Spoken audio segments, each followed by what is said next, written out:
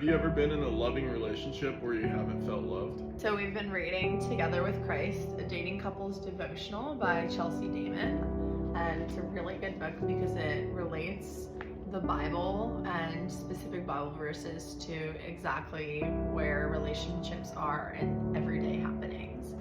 This week we learned about learning each other's love languages. 1 Corinthians 9:19. Though I am free and belong to no one, I have made myself a slave to everyone to win as many as possible. When you're in a relationship where you're sharing responsibility, sometimes things don't always seem like they're shared fairly. And it's not for the lack of them being shared fairly, it's just for how you're feeling in the situation. So we read this, and as we were reading it, we started to laugh.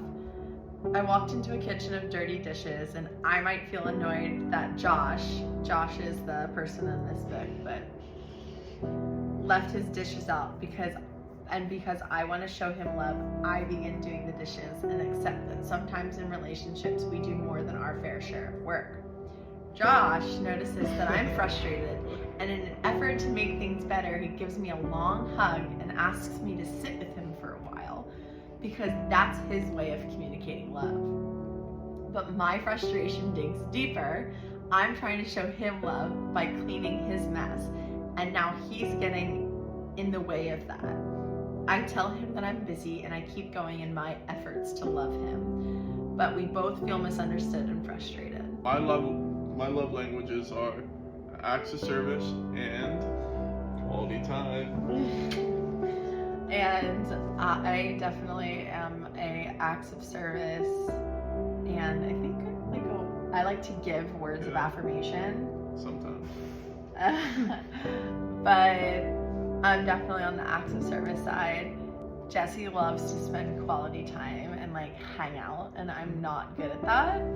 And so there's a lot of times where I'm trying to get things done, or I can't sit and relax until everything's been squared away and cleaned.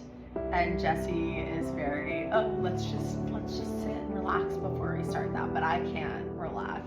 And so reading this really helped us kind of realize that we have to meet each other where we are to make sure that we're feeling loved in our relationship. And so at the end, there's a really great prayer. And if you're struggling with this too, it might be good to read this prayer.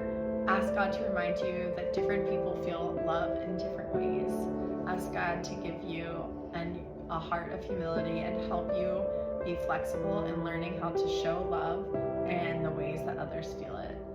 Ask God to help you remember the times that your significant other has shown you love in the past, so it becomes easier to forgive frustrating moments in the future.